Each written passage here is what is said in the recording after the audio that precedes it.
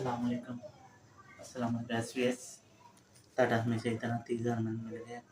मैं ਤੁਹਾਡਾ ਬੜਾ ਸ਼ੁਕਰਗੁਜ਼ਾਰ ਹਾਂ ਕਿ ਤੁਹਾਡੀ ਵਜ੍ਹਾ ਤੋਂ ਮੈਂ ਇਲਾਜ ਕਰਵਾ ਪਾ ਰਿਹਾ।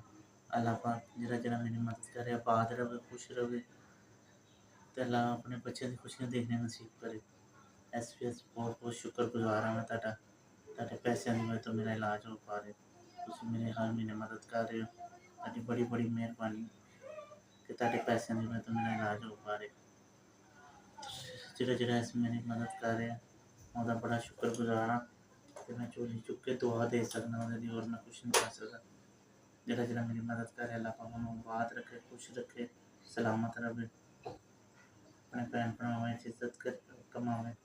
ਅੱਲਾਹ ਪਾਕ ਉਹਦੀ ਪਲ ਪਲ ਖੈਰ ਕਰੇ, ਉਹਦੀ ਲੰਬੀ ਜ਼ਿੰਦਗੀ ਕਰੇ, ਆਬਾਦ ਰਹੇ, ਖੁਸ਼ ਰਹੇ। ਮਿਹਰਬਾਨੀ।